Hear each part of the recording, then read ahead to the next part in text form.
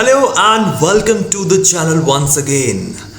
2026 के लिए ये सफ़र आज से हम लोग शुरू कर रहे हैं, जिसके अंदर फिजिक्स और केमिस्ट्री कंप्लीट मैं आपको कराऊंगा YSP UGET, AMRU CET और HP सेट 2026 के लिए। अगर आप बोर्ड के स्टूडेंट्स हैं, इस साल आप अपने 12th का बोर्ड एग्जाम देने वाले हैं, तब भी ये पूरी सीरीज आपके लिए बेनिफिशियल है। आपके +2 में तो हेल्प होगी ही, साथ के साथ आपका जो 11th का सिलेबस है, जो इन एंट्रेंस एग्जाम्स में पूछा जाता है, उनका रिवीजन भी आपका होगा। राइट, सो फिजिक्स और केमिस्ट्री मैं आपको कराने वाला हूँ, साथ ही बायोलॉजी के लिए हमारे साथ जुड़ेंगे एक बेस्ट बायोलॉजी एक्सपर्ट, जो आपको बायोलॉजी कराएंगे, और मैथमेटिक्स के लिए भी एक सरप्राइज आपके लिए रहेगा। सो शुरू करते हैं पावर प्लस का लेक्चर नंबर 1।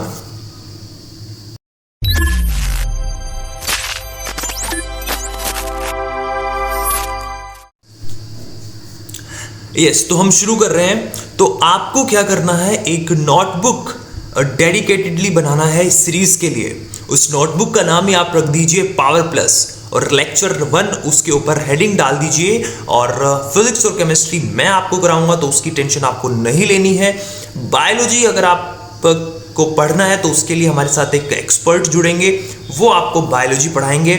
साथ ही आपको क्या करना है, अच्छे अच्छे डेली नोट्स बनाने हैं बस, ठीक है, और उन्हीं नोट्स को रिवाइज करना है।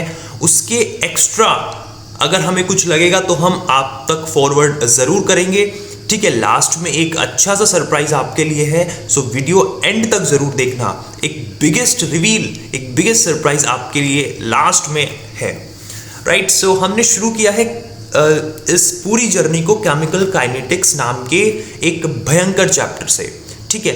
सबसे पहले हम इस भारी भरकम चैप्टर को ख़त्म करेंगे, क्योंकि ये आपकी क्लास 12th के लिए भी इंपॉर्टेंट है। जो बच्चे बोर्ड एग्जाम इस साल देंगे, उनके लिए भी ये चैप्टर उनके एग्जाम्स में पूछेगा। बीच बीच में हम लोग क्लास 11th के कंटेंट जो हैं, उनको भी मर्ज करते रहेंगे, और एक पावर पैक पूरा सेशन आपको मिलेगा, पूरी सीरीज आपको मिलेगी ब्रिलियंट, जहां से एक एक क्वेश्चन आपके पेपर में आ सकता है। और पुराना ट्रैक रिकॉर्ड तो आप देख ही सकते हो कि 20 क्वेश्चन प्रिडिक्ट किए थे, उनमें से 15 सवाल आपके पेपर में आ गए थे, ठीक है। So without any delay, let get started with a beautiful chapter chemical kinetics. So my dear students, सबसे पहले तो हमारे माइंड में ये क्वेश्चन जरूर आएगा कि व्हाट इज केमिकल काइनेटिक्स। और जब भी कोई नया चैप्टर शुरू करते हैं, तो सबसे पहले उस चैप्टर का जो थीम है वो हम लोग समझते हैं। So the chapter is chemical kinetics. So we have a question mark in our mind, what is sir chemical kinetics? So, chemical kinetics is the part of chemical science dealing with the study of। किस चीज से ये chapter deal करता है? सबसे पहले ये deal करता है rates of chemical reactions. Rates का मतलब यहां पर है रफ्तार, वेलोसिटी, स्पीड, ठीक है, किस रफ्तार से कोई रिएक्शन हो रही है, समझ रहे हैं। सो ये चैप्टर में हम लोग तरह तरह के रेट्स पढ़ेंगे, ठीक है, केमिकल रिएक्शंस के। कोई केमिकल रिएक्शन कितना फास्ट हो रही है, कोई केमिकल रिएक्शन कितना स्लो हो रही है, कोई केमिकल रिएक्शन तो ऐसी है कि एक बार शुरू हुई तो कभी ख़त्म ही नहीं हो रही है। राइट, और दूसरा ये चैप्टर हमें सिखाएगा उन फैक्टर्स के बारे में जो फैक्टर्स अफेक्ट करते हैं किसको, रेट, रिएक्शन के रेट को। सो कुल मिला के पूरी कहानी रेट के इर्द गिर्द घूमेगी इस चैप्टर के अंदर, जहां पर हमें रेट्स पढ़ने होंगे रिएक्शंस के। Rate of the reaction, rates का मतलब है स्पीड या फिर वेलोसिटी, या फिर हिंदी में कहूं रफ्तार, किसी भी रिएक्शन की रफ्तार, किसी भी रिएक्शन के होने की रफ्तार, ठीक है। उसको कौन कौन से फैक्टर्स प्रभावित करेंगे, उन फैक्टर्स को भी हम लोग इस पूरे चैप्टर के अंदर पढ़ेंगे। Right, so this is a introduction part in front of you. I hope it is clear. इसको लिख लीजिए, बाकी पूरा आपको नोट्स अच्छे से प्रिपेयर करने हैं, उन्हीं नोट्स को आपको बार बार रिवाइज करना है। और how this journey goes into your university और ड्रीम कॉलेज। सो चलिए अभी हम लोग देख लेते हैं रिएक्शन रेट्स, और जिसको शॉर्ट फॉर्म में आपको बोलना चाहिए ROR। ROR मतलब rate of reaction, so this is ROR। ये आपको इसको शॉर्ट फॉर्म में बोलना है। ROR का मतलब है रेट ऑफ रिएक्शन। अब किसी भी रिएक्शन का रेट आप कैसे निकालते हो? रेट क्या है? रेट इज द सिंपली, अगर मैं कहूं कि रफ्तार, तो किसी की भी स्पीड, किसी की भी वेलोसिटी हम कैसे निकालते हैं? अगर हमें कोई काइनेमेटिक्स की अगर हम बात करें, फिजिक्स की, तो कोई बॉडी कोई डिस्टेंस ट्रेवल कर रही है तो हम निकालते हैं ना, speed equals to distance upon time. तो समथिंग अपॉन टाइम, हम टाइम के रिस्पेक्ट में किसी की भी स्पीड निकालते हैं कि कोई भी जो इंसिडेंट हुआ है उसमें कितना वक्त लगा। अगर वक्त बहुत कम लगा, ठीक है, मतलब विद इन सेकेंड वो चीज हो गई, तो उसकी रफ्तार क्या होगी? ज्यादा होगी। कोई चीज सालों लग रहे हैं किसी चीज को कंप्लीट होने में, ठीक है, मिलियंस ऑफ ईयर्स लग रहे हैं, तो उस चीज की जो रफ्तार है वो अपने आप आपको पता चल रहा है कि वो धीमी है, वो कम है, ठीक है। सो change in concentration upon change in time, इससे हम लोग पता करेंगे रिएक्शन का रेट। अब कोई भी रिएक्शन है उसकी कंसंट्रेशन में चेंज तो आएगा ही ना, definitely.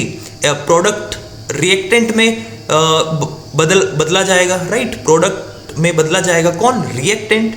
So rate of the reaction, chemical reaction में कहूं, so change in concentration of a reactant और product with time. So time के रिस्पेक्ट में कंसंट्रेशन में जो चेंज है, that is rate of reaction, right? Basics clear होने चाहिए क्या, right? So rate of reaction is nothing but change in concentration upon change in time. Is it clear? So let's move to the next.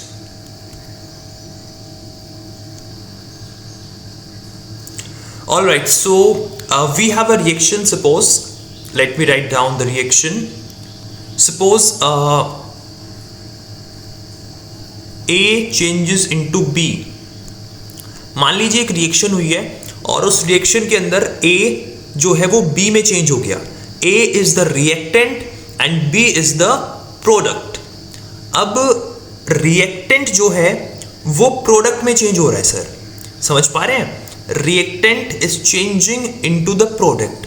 So reactant में जो change आएगा, right? सो मान लीजिए कि starting में रिएक्टेंट जो था वो हमने लेट से 10 था, ठीक है. एक जब हम रिएक्शन शुरू हो रही थी, व्हेन रिएक्शन गोज फॉरवर्ड, जब एक रिएक्शन स्टार्ट हो रही थी, so time t is equals to 0 पर, मतलब जब सिर्फ हमारे पास में रिएक्टेंट था, मान लीजिए 10 हमारे पास रिएक्टेंट था, हम यहाँ पे कंसंट्रेशन ले रहे हैं, नंबर ऑफ मोल्स भी ले सकते हैं, राइट? सो मान लीजिए 10 मोलर इसकी कंसंट्रेशन है और इसकी तो भाई 0 रही होगी ना स्टार्टिंग में. समझ पा रहे हैं आप? सो टाइम के साथ क्या हुआ, ए की कंसंट्रेशन तो कम होगी, रिएक्टेंट भाई कम होगा तभी तो आगे प्रोडक्ट बनेगा ना.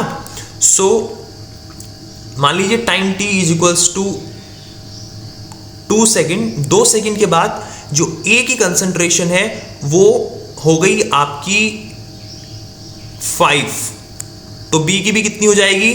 5, राइट? सो अब आप यहां से कंसंट्रेशन में चेंज निकालिए. चेंज कैसे निकालते हैं सर? हम चेंज निकालते हैं फाइनल माइनस इनिशियल करके. यही तो आप चेंज होता है ना, फाइनल माइनस इनिशियल, यहां से आप चेंज निकालते हैं. सो अगर आप रिएक्टेंट को देखेंगे, सो रिएक्टेंट बाद में कितना बना? 5, पहले कितना था? 10. तो जब उसका चेंज निकलेगा ना बच्चे, वो चेंज नेगेटिव होगा, वो चेंज माइनस में निकलेगा, राइट? भाई प्रोडक्ट का तो फाइनल 5 है, इनिशियल 0 है. सो प्रोडक्ट की रफ्तार यहां से हम निकालें, सो प्रोडक्ट की जो रफ्तार यहां से निकलेगी वो कितना निकलेगी? Final minus initial upon time 2. So this is 5/2. या इसको 2.5 कह दीजिए। सो प्रोडक्ट की रफ्तार यहाँ से निकल जाएगी, बट रिएक्टेंट की जो रफ्तार होगी, अगर मैं रिएक्टेंट की बात करूं तो वो होगी 5 माइनस 10। टाइम कितना लगा? 2 सेकेंड। सो ये ए की रफ्तार होगी, ठीक है। सो यहां से आपको पता चल रहा है कि जो आंसर आएगा ना वो नेगेटिव आएगा। बट प्रॉब्लम ये है कि कोई भी जो रेट है, कोई भी स्पीड है, वो आपकी नेगेटिव नहीं हो सकती। समझ पा रहे हैं? किसी भी रिएक्शन की जो रफ्तार है, रिएक्टेंट अगर डिक्रीज हो रहा है तो उसकी रफ्तार नेगेटिव में कैसे हो सकती है? समझ पा रहे हैं? तो इसलिए हम जब रेट लिखते हैं रिएक्टेंट के लिए तो वहां पर हम लोग एक एडिशनल वहां पर नेगेटिव साइन लगा देते हैं अपने आप से, ताकि वो नेगेटिव साइन जो हमारा ये कैलकुलेशन करके आ रहा है नेगेटिव, वो आपस में आपका कैंसिल आउट होके उसको एट लास्ट पॉजिटिव बना दे, ठीक है। एट द एंड हमें जो रेट होना चाहिए वो हमारा एक पॉजिटिव होना चाहिए। सो हम वहां पे अपनी तरफ से नेगेटिव साइन इंट्रोड्यूस कर देते हैं जब हम रेट लिखते हैं किसका? रिएक्टेंट का, ठीक है। जब हम प्रोडक्ट का रेट लिखते हैं वहां पर हम नेगेटिव नहीं लगाते, क्योंकि वो तो पॉजिटिव ही आएगा ना भाई। बाद में ज्यादा बनेगा, पहले कम था, तो उसका जब हम चेंज निकालेंगे तो वो तो ऑटोमेटिकली पॉजिटिव आएगा प्रोडक्ट। बट रिएक्टेंट नेगेटिव आएगा। जब साइंटिस्ट ने देखा अरे यार ये तो नेगेटिव आ रही है चीजें, सो बट किसी की भी रफ्तार नेगेटिव नहीं हो सकती ना, ठीक है। कोई उल्टा दौड़ेगा ऐसा पॉसिबल कहाँ है? सो उन्होंने अपनी तरफ से वहां पर नेगेटिव साइन को इंट्रोड्यूस कर दिया, और तब जाकर के वो नेगेटिव और जो हमारा कैलकुलेशन करके नेगेटिव आता है तो वो आपस में कैंसिल आउट हो जाते हैं। एट द एंड हमें जो रिजल्ट मिलता है वो रिजल्ट हमारा पॉजिटिव होता है। सो अब यहाँ पर रेट लिखा हमने, so delta A upon delta T, इसका मतलब है change in concentration of A over time period, कितने टाइम पीरियड में वो चेंज हुआ उसको हमने यहाँ पर लिखा। डेल्टा बी है change in concentration of B over time period T, और ए डिक्रीजेस होता है टाइम के साथ, इसलिए हमने डेल्टा ए को नेगेटिव साइन के साथ लिखा, ताकि वो नेगेटिव और नेगेटिव जो हमारा कैलकुलेटेड है वो हमारा कैंसिल आउट हो जाए, एट द एंड हमें पॉजिटिव रिजल्ट मिले। That's all. चलिए शुरू आगे नेक्स्ट देखते हैं क्या है। चलिए सवाल है हमारे सामने। Actually this is a very beautiful question, you must have to write down this question in your notebook. So ये पहला सवाल पावर प्लस सीरीज का आपके सामने। When a chemical reaction takes place, during the course of the reaction, the rate of reaction, जब कोई reaction होती है, सो उस दौरान जो रिएक्शन का रेट है वो क्या होता है? जब कोई रिएक्शन होती है ना माय डियर स्टूडेंट्स, सो जो रेट ऑफ द रिएक्शन है वो लगातार डिक्रीज होता है टाइम के साथ, ठीक है। जब वो कोई रिएक्शन होती है, कोई केमिकल रिएक्शन हो रही होती है, तो वहां पर उस रिएक्शन का जो रेट है वो टाइम के साथ लगातार डिक्रीज होता है। सर ऐसा क्यों होता है? आपके माइंड में सवाल आना चाहिए कि सर क्यों होता है? बेटा रिएक्टेंट जो है ना वो घट रहा है, रिएक्टेंट ही तो जाके एट द एंड प्रोडक्ट बन रहा है। अब रिएक्टेंट घट रहा है, प्रोडक्ट बन रहा है, बट एक टाइम तो ऐसा आएगा ना कि रिएक्टेंट बचेगा ही नहीं। अगर बचेगा भी तो बहुत नेग्लिजिबल बचेगा, तो फिर वो आगे रिएक्शन को चलाने के लिए सफिशिएंट नहीं होगा। तो इसलिए जो रेट ऑफ द रिएक्शन है किसी भी केमिकल रिएक्शन के अंदर, वो टाइम के साथ हमेशा डिक्रीज होता रहता है, ठीक है। This is question number 1। लिखिए इसको नोटबुक में। सारा आपको अच्छे से पूरा नोट्स बनाने हैं, समझना है इन लेक्चर्स को। कुछ समझ नहीं आता है तो आपको कमेंट में फीडबैक दे करके जाना है, और टेलीग्राम चैनल जो कि बिल्कुल फ्री है उसका लिंक डिस्क्रिप्शन में है, वहाँ पर आपको टेलीग्राम चैनल ज्वाइन करना है, ठीक है। लेक्चर्स के अपडेट्स आपको वहाँ मिलेंगे। और लास्ट में एज आई टोल्ड यू कि एक सरप्राइज है आपके लिए, वो आपको ज़रूर एक्सप्लोर करना चाहिए, राइट। यस, सो यहाँ पर भी एक रिएक्शन हो रही है। सो लेट्स से एक रिएक्टेंट जो है वो प्रोडक्ट में चेंज हो रहा है, ए चेंजेस इनटू बी। मैं काफ़ी सिंपल स्टार्टिंग में लेके चल रहा हूँ, बाकी इस चैप्टर एक काफ़ी डिफिकल्ट चैप्टर है, बट अगर बेसिक्स क्लियर है देन इट इज़ ईजी, और इससे आसान सवाल आते हैं। ए से आपका लेट से बन रहा है बी, ठीक है। सो जो ए के नंबर ऑफ मॉलिक्यूल्स हैं, इधर वाई एक्सिस पे लिखे हैं नंबर ऑफ मॉलिक्यूल्स और इधर लिखा है टाइम एक्स एक्सिस पे। सो क्या हो रहा है स्टूडेंट्स, अगर आप देखोगे जो ए के मॉलिक्यूल्स है ना, जो ए के मॉलिक्यूल्स हैं वो लगातार जैसे जैसे टाइम चल रहा है, बीत रहा है, सो ए के मॉलिक्यूल्स कॉन्टिन्यूसली डिक्रीज हो रहे हैं, समझ में आया। और बी के जो मॉलिक्यूल्स हैं वो लगातार बढ़ रहे हैं, ठीक है। ए के मॉलिक्यूल्स हैं, रिएक्टेंट के मॉलिक्यूल्स टाइम के साथ कम हो रहे हैं और बी यानी कि प्रोडक्ट के मॉलिक्यूल्स टाइम के साथ बढ़ रहे हैं। सो ये ग्राफ से आपको ये समझाने की कोशिश थी कि जैसे जैसे टाइम आगे चलता है सो रिएक्टेंट के जो मॉलिक्यूल्स हैं वो घटते रहते हैं और जो प्रोडक्ट के जो मॉलिक्यूल्स हैं वो लगातार नंबर उनका बढ़ता रहता है। क्लियर? सो चलिए हमारे सामने एक फिर से अच्छा सा क्वेश्चन है। This is question number 2 of power plus. लिखिए इसको अपनी नोटबुक के अंदर। सो आपसे यही पूछा है कि जब हम रिएक्टेंट का रेट लिखते हैं तो उसमें नेगेटिव साइन जो होता है, माइनस साइन जो होता है, वो क्या इंडिकेट करता है, ठीक है। और किस में वो माइनस का साइन लगाते हैं? माइनस का साइन हम रिएक्टेंट के लिए लगाते हैं, उसको प्रोडक्ट के लिए तो नहीं लगाते। क्लियर? सो जो नेगेटिव साइन है यहां पर आपको दिखाई दे रहा है, ये नेगेटिव साइन क्या इंडिकेट कर रहा है? ये नेगेटिव साइन यहां पर इंडिकेट कर रहा है डिक्रीज, कि आपका रिएक्टेंट जो है वो डिक्रीज हो रहा है। तो डिक्रीज का यहां पे भी है, यहां पे भी है। किसका डिक्रीज हो रहा है सर? रिएक्टेंट का डिक्रीज हो रहा है, राइट। और जो रेट ऑफ द रिएक्शन है वो हमेशा कैसा होना चाहिए? पॉजिटिव। तभी तो हमने इसको लगाया, वरना जब हम कैलकुलेट कर रहे थे रिएक्टेंट का रेट सो वो नेगेटिव आ रहा था, बट हमने नेगेटिव साइन वहां पर लगा दिया ताकि वो पॉजिटिव बन जाए, क्योंकि rate of the reaction is always positive. The rate of the reaction increases with increase in the concentration of the reactant. अगर आप रिएक्टेंट की कंसंट्रेशन बढ़ाओगे तो आपका जो कंसंट्रेशन है, रेट ऑफ द रिएक्शन है, वो भी बढ़ जाएगा। रिएक्टेंट का कंसंट्रेशन बढ़ाने पर रेट ऑफ द रिएक्शन भी इंक्रीज हो जाएगा। तो option C is correct. Clear? Okay, important मतलब बेसिक सवाल है, आना चाहिए। All right, so let's move to the rate expression, right. So अब रेट के जो एक्सप्रेशन, रेट को एक्चुअली लिखते कैसे हैं वो अभी हमें आना चाहिए, और कुछ नई चीजें जो है वो अब हम यहाँ पे सीखने वाले हैं। सो पेशेंट बना के रखिए, वीडियो को स्टार्टिंग से आपने देखा कम से कम लास्ट तक जरूर देखिएगा। कुछ बच्चे क्या करते हैं, बीच में आएंगे 2-3 मिनट देखेंगे, उसके बाद हटा देंगे, फिर नए लेक्चर पे कहेंगे कि सर ये समझ नहीं आया, ये समझ नहीं। अरे भाई, अगर तुम डे 1 से आज से बिल्कुल सिंसियरिटी के साथ एक एक बात को फॉलो करोगे, एक एक मेरे वर्ड्स को फॉलो करोगे, तो तुम्हें कुछ भी ऐसा नहीं होगा जो समझ नहीं आएगा, जहाँ पे डाउट होगा।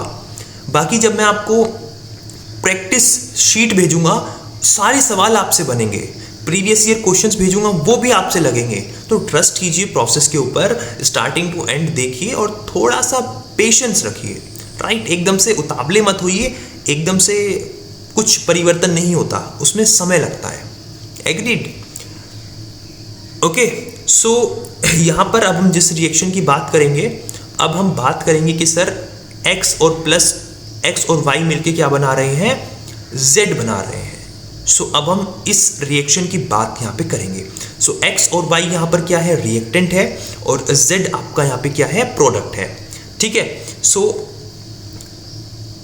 अब रिएक्टेंट जो है वो कंट्रीब्यूट करते हैं किसी भी रिएक्शन के रेट में, आप सभी को पता है। सो x may make more contribution to the rate of the reaction than y। क्या ऐसा मतलब हो सकता है कि जो आपका x है वो ज़्यादा कंट्रीब्यूट कर रहा हो रिएक्शन के रेट में, या फिर x ज़्यादा कंट्रीब्यूट कर रहा हो? तो ये हमें कैसे चीज़ें पता चलेंगी कि x और y अगर 2 रिएक्टेंट हमारे साथ में पास में है तो उसमें से कौन ज़्यादा कंट्रीब्यूट कर रहा है? तो ये हमें पता चलता है उस रिएक्शन का रेट एक्सप्रेशन लिख करके। सो जो रेट एक्सप्रेशन है वो हम लिखते हैं रिएक्टेंट को डिसाइड करके, ठीक है। और देखते हैं। सो सबसे पहले एक इंपॉर्टेंट चीज कि जो हम चीज ब्रैकेट में लिख रहे हैं ना बच्चे, ब्रैकेट में अगर हम कोई भी चीज लिख रहे हैं तो उसका मतलब है कि हम उसकी कॉन्सेंट्रेशन लिख रहे हैं। ठीक है। कुछ बच्चों को डाउट होगा कि सर हम ये डब्बा बना करके क्यों उस चीज़ को बॉक्स के अंदर फिल कर रहे हैं। सो अभी तो हम अल्फ़ाबेटिकली सीख रहे हैं एक्स वाई से, बट कोई भी अगर आपके पास में मॉलिक्यूल है, कोई भी फॉर्मूला है, अगर वो ब्रैकेट के अंदर लिखा हुआ है, ब्रैकेट भी इस तरीके जैसे HCl के पास ये 2 रेड कलर से आपको दिखाई दे रहे हैं ब्रैकेट्स, सो इसका मतलब है कॉन्सेंट्रेशन, राइट। सो इसका मतलब है कॉन्सेंट्रेशन। सो हम कह सकते हैं किसी भी, so we could say that the rate is proportional to the concentration of the reactant. So rate होता है वो reactant की concentration क्या डायरेक्टली प्रोपोर्शनल होता है। अभी हमने देखा ना कि भाई अगर रिएक्टेंट बढ़ा दोगे तो रेट ऑफ द रिएक्शन भी बढ़ जाएगा, ठीक है। रिएक्टेंट कम हो रहा है अगर, तो रेट ऑफ द रिएक्शन भी कम हो रहा है। तो इसका मतलब है कि जो रेट है आपका वो डायरेक्टली प्रोपोर्शनल है किसके, कॉन्सेंट्रेशन ऑफ द रिएक्टेंट के। अब रिएक्टेंट यहाँ पर आपका x भी है y भी है, तो सर ज्यादा किस पे डिपेंड कर रहा है, x पे या फिर y पे, ये चीज हमें कैसे पता चलती है, राइट। तो ये हमें अब सीखना है। सो x और y जो है आपके रिएक्टेंट है, उस रिएक्शन में जो हमने देखा x प्लस वाई से z बना। सो इससे ये पता चलता है कि x और y का दोनों का इक्वल इफेक्ट है रेट ऑफ द रिएक्शन पे, अगर सिंपली x और y लिखा हुआ है तो। बट अब कुछ 2 ऑब्जेक्टिव सवाल हमारे दिमाग में आते हैं, उन पे आपको गौर करना है थोड़ा सा। ये सवाल हमारे दिमाग में आते हैं कि sir what would happen if we double the concentration of x और y। सर क्या होगा अगर हम या तो x की कंसंट्रेशन डबल कर दें या फिर y की कंसंट्रेशन डबल कर दें। सो आप अगर या x की कंसंट्रेशन डबल करो या फिर y की कंसंट्रेशन डबल करो, तो आपका जो एट द एंड रिजल्ट होगा उसका रेट ऑफ द रिएक्शन जो है वो भी डबल हो जाएगा। चाहे आप x को डबल करो चाहे आप y को डबल करो, तो उससे क्या होगा, रेट ऑफ द रिएक्शन भी डबल हो जाएगा। बट दूसरा सवाल हमारे दिमाग में आता है कि sir what would happen if we had y की पावर 2। अगर हम यहाँ पे जो ये है यहाँ पर अगर हम y की पावर 2 कर दें तो उससे क्या होगा। देखो भाई अगर आप डबल करोगे ना y की कंसंट्रेशन को, सो y की कंसंट्रेशन डबल करोगे, सो 2y का स्क्वायर हो जाएगा, तो ये हो जाएगा 4y स्क्वायर। सो वो कितना हो जाएगा, 4 टाइम्स क्वाड्रिपल हो जाएगा। समझ पा रहे हो। सो इस चीज पे भी हम आगे कुछ और प्रैक्टिस करेंगे, ठीक है। इसको सिर्फ आप लिखिए, जितना आप समझ पा रहे हैं उसको समझिए, एब्जॉर्ब कीजिए ज़्यादा से ज़्यादा नॉलेज। देखो हम सारी चीज़ 100% तो एब्जॉर्ब नहीं कर सकते, बट मैक्सिमम एब्जॉर्ब करने की कोशिश कीजिए। इनको लिखिए, नोट्स बनाइए। नेक्स्ट लेक्चर में हम फिर से थोड़ा सा रिकैप करेंगे, रिविजिट करेंगे आज की चीज़ों पर और आगे अपनी जर्नी को शुरू करेंगे।